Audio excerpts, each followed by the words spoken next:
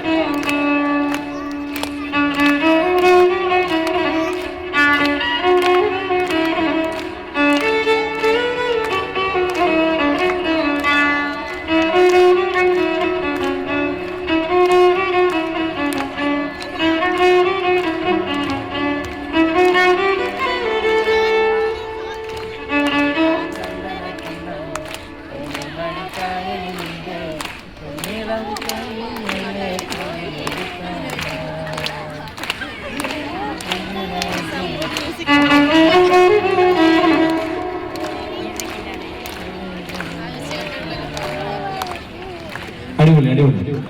എന്തൊക്കെയാണ് നിങ്ങൾ പാടുന്നത്? എന്നാലും പാടുന്നുണ്ടല്ലോ.